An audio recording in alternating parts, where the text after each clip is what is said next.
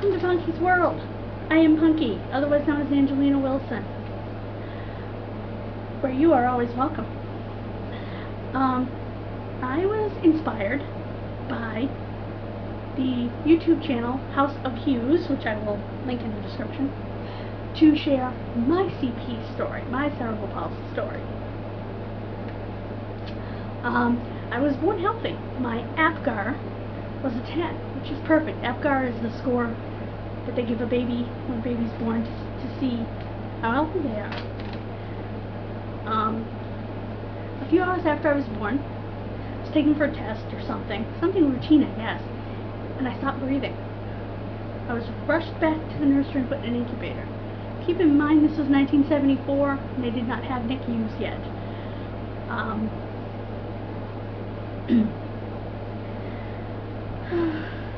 And, you know, I always thought it was funny.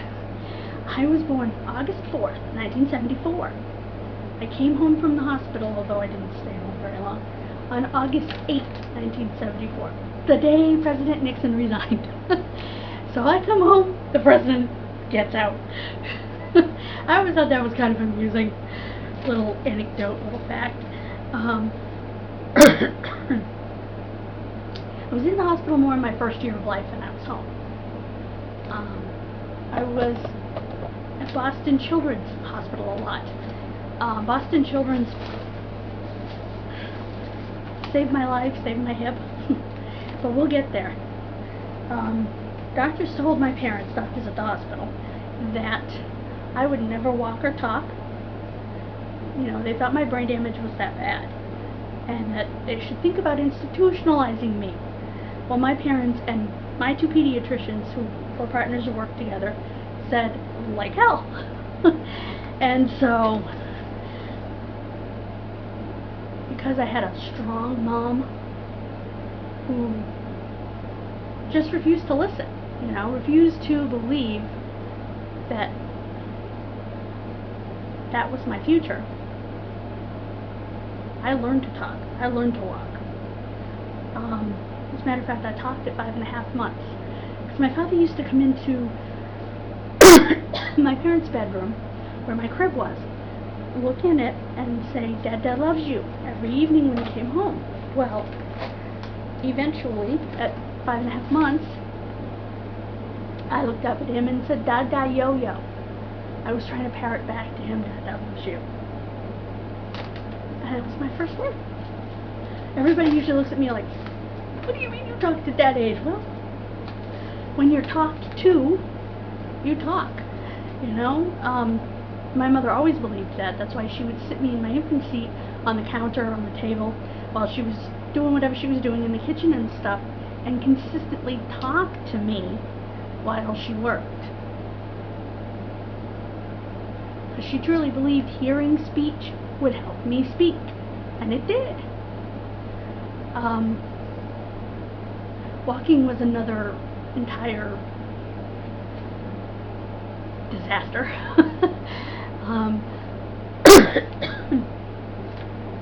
Before I go there, though, I want to kind of explain what part of my brain is damaged and what that controls. The part of my brain that's damaged, I have what's called left-sided hemiplegia. That's the type of cerebral palsy that I have, and it is a somewhat spastic type, and I'll explain that. It's the left side of my brain in the front. Your frontal lobe controls your impulse control. Impulse control is, well, it's important, you know, because I would just interrupt. I would just, whatever came in my head came out of my mouth. I've learned other ways to deal with it so that I'm not quite like that anymore. I do still interrupt sometimes, but I try to catch myself.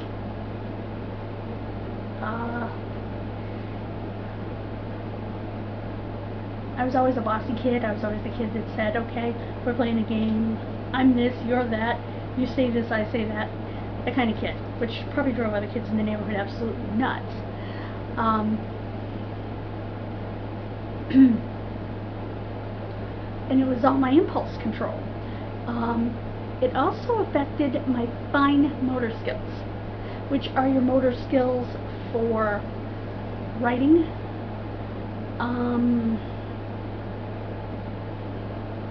like grasping.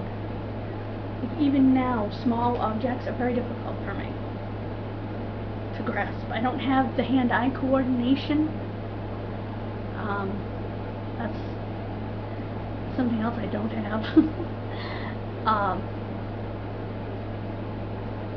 And I didn't realize until I was watching how Suffuse that the crossed eye is actually because that part of my brain isn't working, so it never was able to, part that controls the muscle in the eye, was never able to pull it straight. So the right eye, along with being legally blind, is crossed. And I never realized that, because what I know of the brain is your eyesight is back here. For some strange reason, your eyesight is way back here in the back of your head. Don't ask me why, because I don't know why. I've often wondered how that worked out anatomically.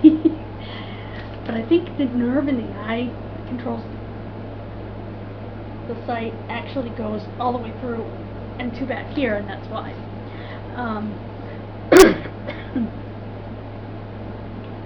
So it causes me to have absolutely atrocious handwriting. This isn't too bad, but it's not great either. It causes cramps in my hand if I write too long. That's why I like to use, where did I put it? Oh, I might have left it out there actually. A pen with like a, it's got like a cushion, so that if I'm holding it too tight, I'm not causing myself cramps in my hand. I am left-handed because, again, my damage was on the left side, and you have to remember the way that the brain works is the left side controls the right side of the body, and the right side controls the left side of the body. Don't know why the brain was made that way, but it was. So I am left-handed. Who knows if I would have been left-handed had my brain not been damaged, but I am left-handed. I also spent a lot of time at a place called the Child Development Center at the University of Massachusetts, where they would take me through exercises for my scoliosis, and just, it was a lot that I went through to be as normal as I possibly could. I'm flat-footed, which caused me pain. I have asthma. You know, I went through a lot. But back to when I was a baby. Like I said, I spent most of my first year in the hospital. Every time I would go to be discharged, I would develop pneumonia again. 9 times in one winter, which left a permanent scar in the lower lobe of my right lung. In fact, no air moves in that spot, in the lower lobe of the right lung.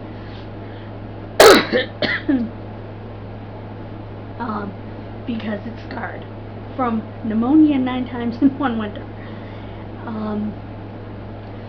At that point, they felt that my immune system was not working properly, so they gave me a medication called gamma globulin, which is it boosts your immune system, but it's not so much a medication as in a drug, as it is something that you're missing that they're putting back, or something that will help you build something you're missing in your immune system, because it's part of your immune system. I hope I'm making sense with that. Now, one thing that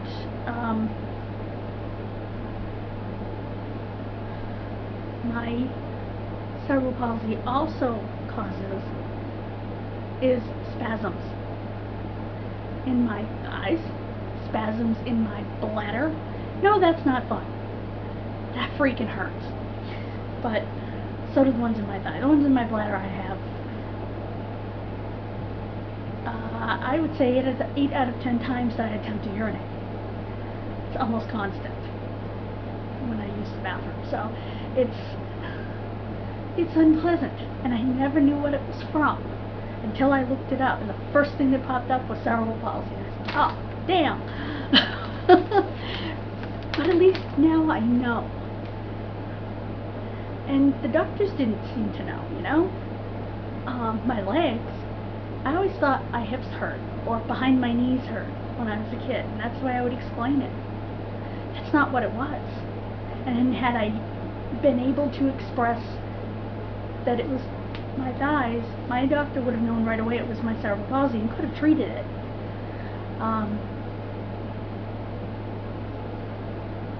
It's excruciating. When your thighs spasm like that, it feels like your knee and your hip joints are both going to be just torn to shreds. Like somebody's grabbing you from just below your knee and just above your hip and yanking. I mean, I don't know how else to explain it. And when I started watching House of Hughes, and they talked about Beckham's spasms, and I watched them, because I have to straighten his legs, you know, and stuff, and I watch him cry, and I'm like, I literally feel your pain, kid. Literally feel your pain. Because it's very painful, especially when it's spasming, to try to straighten it. It's like, whoa, you know?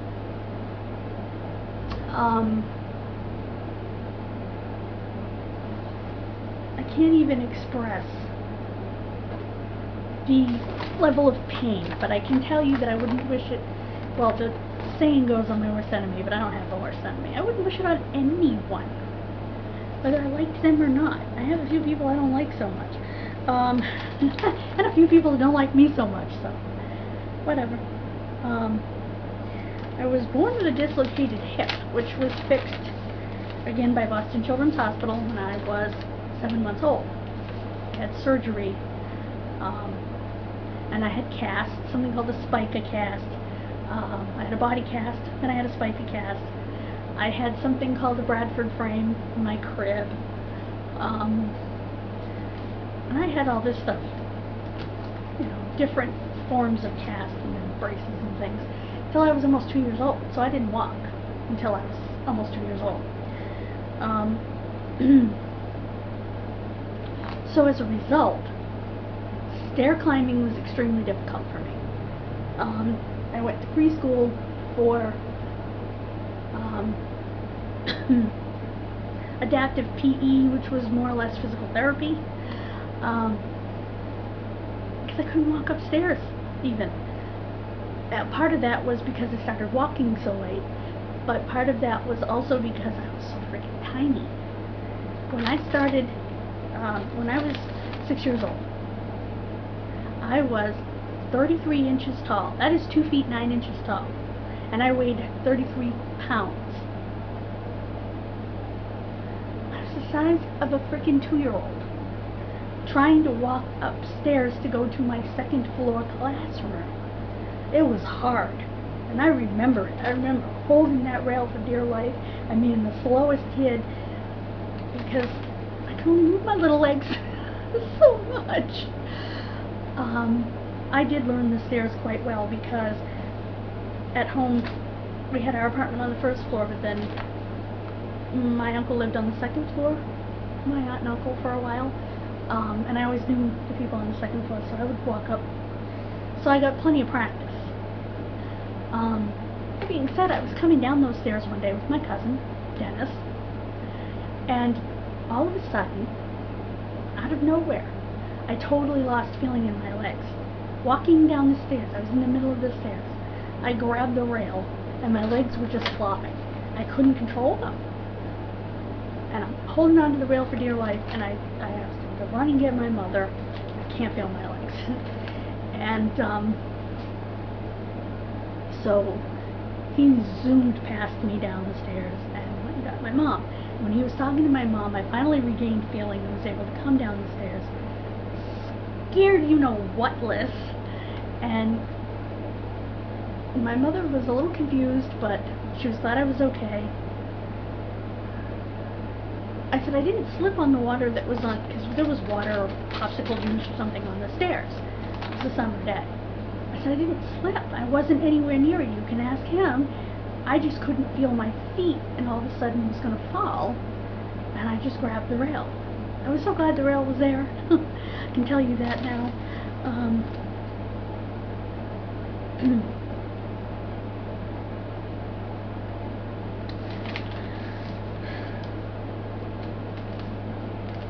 Also, another thing that happens due to my cerebral palsy is that if I'm very overtired, my face droops.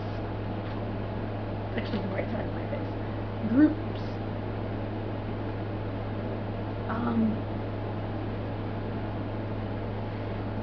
My eye, my lip, everything kind of droops. Mostly my eye, I guess. And my mother said to me one evening, she said, "You're overtired." I said, "How do you know that?" This was later on as an adult. She said, "Because your face droops from your cerebral palsy when you're overtired." So, I have a tail when I'm overtired.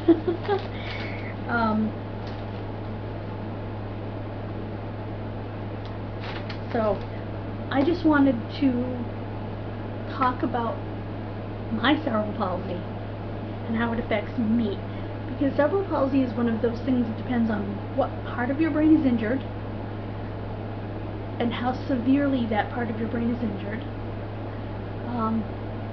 how badly you will be affected, whether you can walk, whether you can talk, and they don't really know that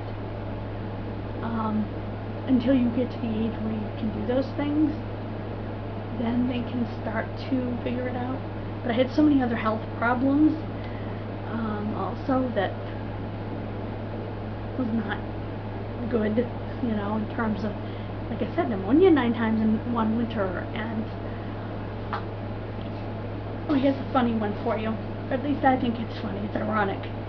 When I had the first year I had kindergarten, because I had to go back to kindergarten the second year in my new school because I had had a tutor for half the year in my old school because of my eyesight. I am legally blind in my right eye, and I don't have depth perception or peripheral vision. I'm forever running into people on the side of me because I can't see them.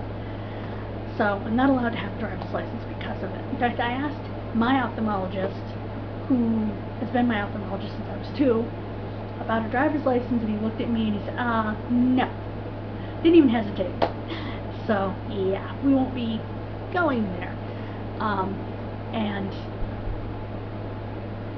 so,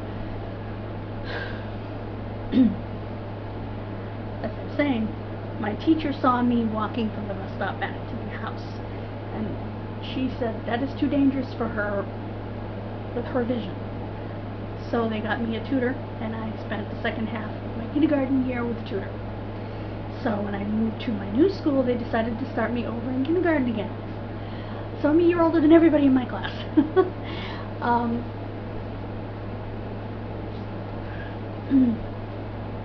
What can you do? Anyway, I want to explain legal blindness versus blindness. You know, when we think of blindness, we think of someone like Ray Charles, Little Stevie Wonder, Barney Millsap, people like that. Blind. Well, that's blackness. That's not perceiving any light. That's different. Legal blindness means that you do perceive light. It's very blurry and out of focus in that eye, but you do perceive light. So it's usually measured as a vision of 20/200, which is about right where mine is now. When I was a kid, it was like 2300. Now, what does that mean? You're supposed to see 20 feet. Okay, that's what the 20 is. To see the chart at 20 feet. 20/20 vision means you can see the chart perfectly, almost all the way down at 20 feet.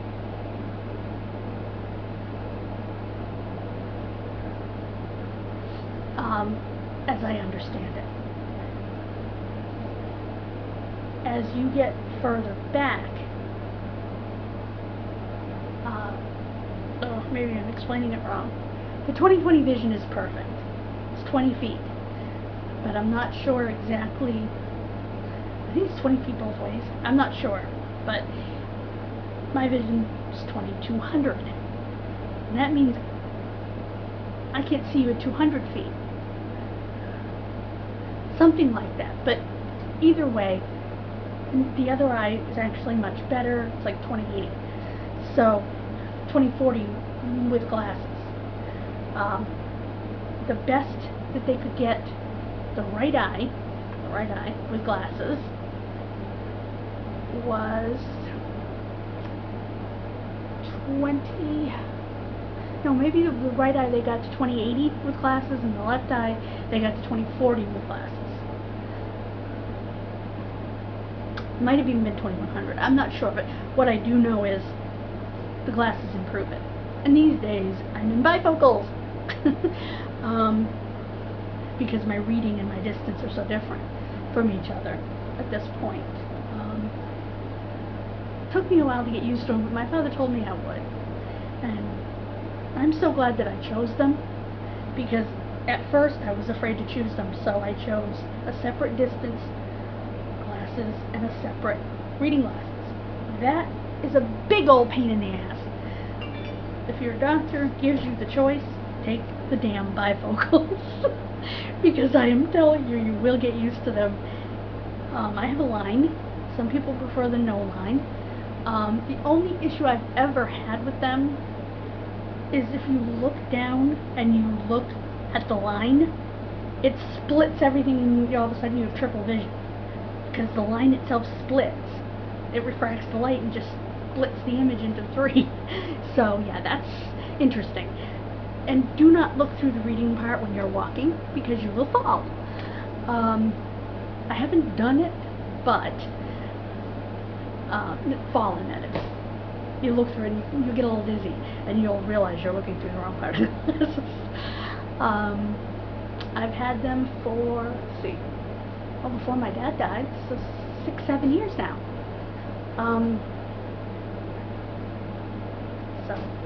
Because he encouraged me when I went back after I got the 2 pairs, and I primarily wore my reading glasses so I couldn't see anything at a distance. And then I would go in the store with my distance glasses on and couldn't read anything. So he encouraged me to, the next time, just get the bifocals. And I did, and I'm so glad.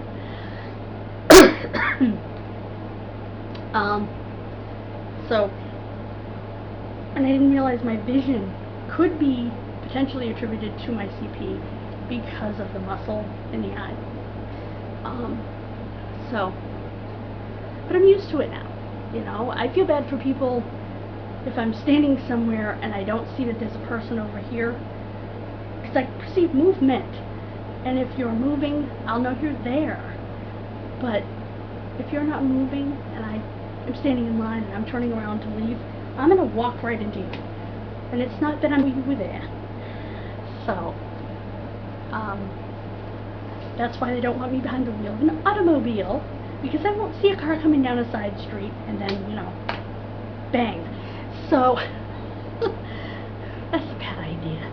And I don't actually know how far a sign is because I don't have the depth perception. And I actually took tests on this at a place called Peak Rehab, because they were going to teach me to drive. They said they didn't want to even get in the car with me. I'm like, okay, this is not good. And like I said, I talked to my ophthalmologist. Love you, Dr. Kazarian. And I thought it was funny that Frankie Kazarian's wrestling name is the same as my eye doctor's name, because it's such a, well, it's such an ethnic name, and it's such a uncommon name that you would think that it would end up being somebody's wrestling name.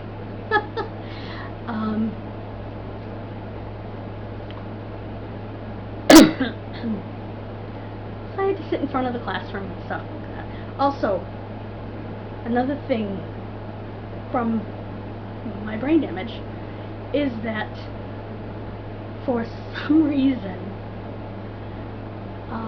and I was told when I took the tests that, well, after, in the report, that only 1% of the population has the discrepancy that I have between my functional IQ and my verbal IQ. My verbal IQ is excellent. Like, I'm sitting here talking to you, try to write it down, not so much. So in high school, I didn't know this, but we would do a lot of stuff orally in my classes for me. I didn't know it because it was never pointed out. You know, I was never made to be different. It just, in psychology and sociology, we would do things orally, and I never knew it until I looked at my reports and IEPs and stuff, and I could see that Mr. Hendrickson did that on purpose for me, to help me succeed, you know, which is amazing. I remember in elementary school having to do these little lines repeatedly, curved, or forward slashes, or back slashes, or straight lines, whatever they may be, and I finally asked my teacher, why am I doing this? It hurts, because it would literally cramp my hand. And she said, well, if it hurts, first of all, put your pencil down, and she showed me how to massage the spasm in my hand, the cramp in my hand. And she said, you're doing it for your fine motor skills. That's part of your disability. You know, when I was old enough to understand. And I said, oh, okay. And once I understood what I was doing it for, I was more determined to do it. You know what I mean? Because I wanted to help myself. So I would do it. And she taught me how to rub out the cramp. You know, and how to rub both sides, you know, like that. Use your thumb in the middle, and then you use your few fingers on the back, and you rub. And I also had a special triangle. It was a bright orange triangle. Sometimes they were neon green, that you could slide over a pencil, and it's sort of a hard rubberish. And it would allow you to hold the pencil, because I held the pencil so darn tight that this allowed me to do that without cramping my hand, or less cramping of my hand. Let me show you the pen I was talking about. Hold on one sec. This is the pen. See this? I would have one that slid on my pencil, and it was a triangle. And this, it doesn't have a whole lot of give, but that little bit of give that it has makes it easier to write. So I love finding pens like this. I think this one's refillable, I'm not sure. I hope it is. This is called the Pilot Dr. Grip Gel Pen. Not made for doctors or anything, they just call it Dr. Grip because of this. So I try to find pens like this because I have been finding, especially writing all my cases, that writing with a standard pen I don't have a good standard pen over there, but it's been painful. So I needed to get a pen. I actually ran out of ink in my pen that had something similar to this on it, and was using just a standard pen. It was terrible. Some standard pens are not smooth, but even a smooth pen would not be good for me. I like this rubber grip. It gives you more grip, but it also gives you just a little bit of leeway, and that's one of the adjustments that you can make when you have a difficulty. It didn't help that on top of cerebral palsy, I have a learning disability called dyslexia. Most people have heard of dyslexia. It is where when you're reading, things kind of look a little messed up. For me, it was mostly with numbers. And my mother told the school when I was in elementary school, hey, she has dyslexia. She tries to write our address, and my address was 93. That was the number. She writes it P3. Something's wrong. And they used to, my check marks are backwards, a lot of my letters are backwards. And they would say, oh, she's left-handed. And I've had other people who are left-handed say to me, I'm left-handed, I don't write my letters backwards. And so when I was in high school, with Mrs. Anderson, I love you, Mrs. Anderson, the moderate special needs teacher. Now, okay, need to explain that a little bit. Moderate special needs is special needs, special education, but it's not severe. Like severe special education, that was Mrs. Dean, and she had the kids who had way more disability than I did, because I had some regular classes. In fact, in the end, I only had 2 classes in the resource room. I had reading, no, not reading. 2 classes in the resource room. I had English and math. I had English because my mother wanted me to continue with parts of speech and all of that stuff, and they just weren't doing that in a regular English class. And I hadn't been in a regular English class since 4th grade, so I had always been in special ed. Because they wouldn't let me go to regular English class in 5th grade, that's a whole other ball of wax. Even though my teacher wanted me, by the way. I missed her McGann. So, you know, and math, like I said, because math is a horrible subject for me. And that's when I found out why. She had us doing addition, but she had multiple lines, like 32 plus 42 plus 48 plus 53 plus 63, all in a row. That looks like a mess to me, and I can't. So I had to write it, and I brought it up to her, and of course I didn't get it right. And she started to look at the pages that I was doing the work on, because it was a textbook, so we had to do the work on pages. And she said, has anybody ever told you you were dyslexic? And I said, you know, and she stood behind me and she watched me. And I said, I don't know, I'll ask my mom, you know. And I asked my mom, who was friendly with my teacher, thank goodness, at that point. She was very friendly with Mrs. Anderson.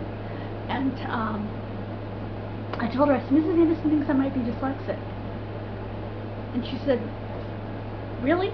I told your elementary school that when you were in 2nd grade and writing P3 instead of 93 for our street.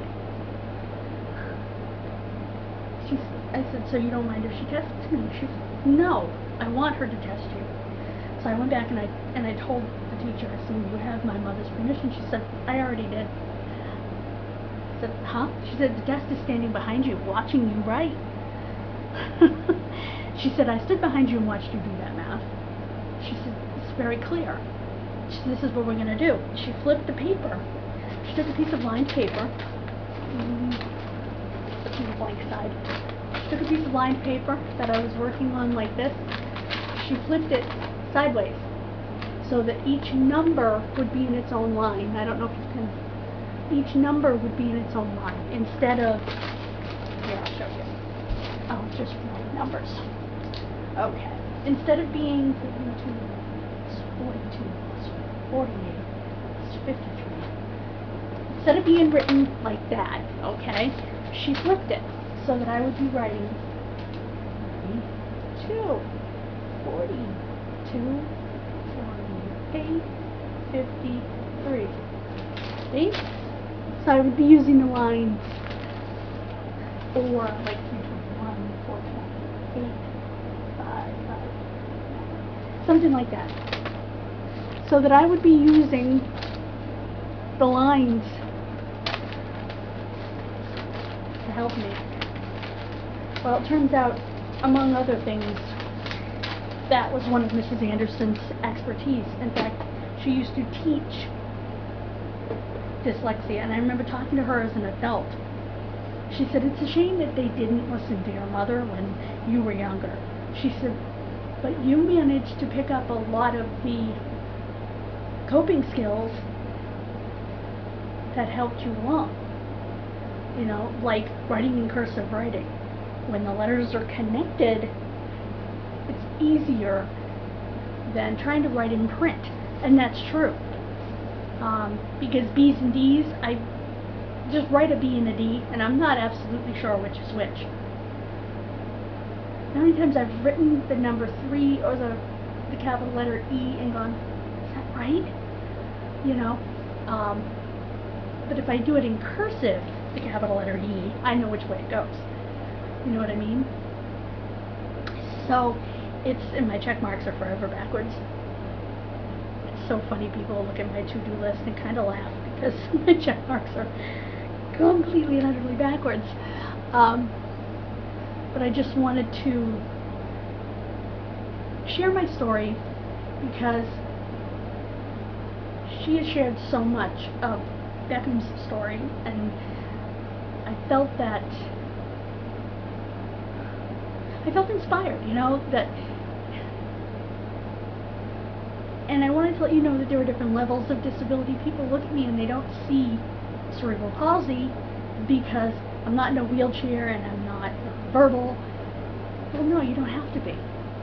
There are all different levels. So I just think that people need to know they're all different levels. And that's something that's always been hard because my disability is invisible. You know, they talk all the time on Facebook. There'll be these posts that get shared all over the place about how sometimes people's illnesses are you know, can't be seen. Well, it's the same thing with disabilities. Some disabilities are not obvious to the untrained naked eye. You know, I know people who are trained and they know I have a disability. I was actually talking to my friend in Western Mass, and I asked her honestly, because of her training and everything, her nurse's aid training, and you know, her mother's also training. I said, "Would you know that I have a disability?" She said, "Yes." She said, "But I have training, and my mother had training, and I grew up much more aware than other kids did." She said, "So I would know that?" She said, "But I understand why most people don't know that." And so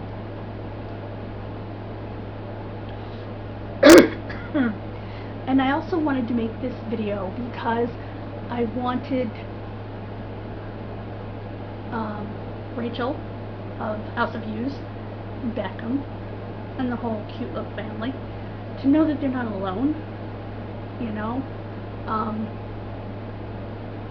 to let Beckham know he is not alone in his pain.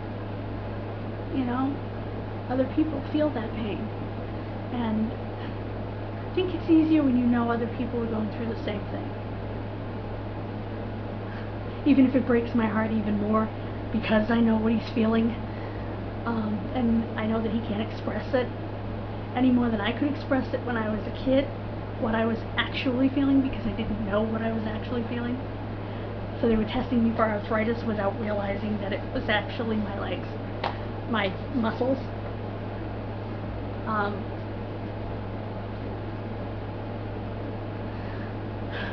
So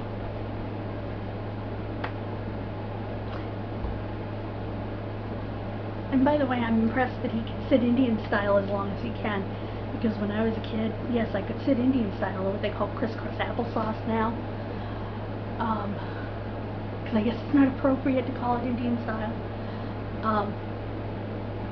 I couldn't sit there as long because my hip would kind of move, and then when I would try to straighten my legs again to stand up, I remember the other kids would be running off and I'd be like, "Wait for me!" Push, and have to literally push my knee down to push my back in. That is not pleasant, but I was used to doing it because I had to do it a few times. Sitting Indian style.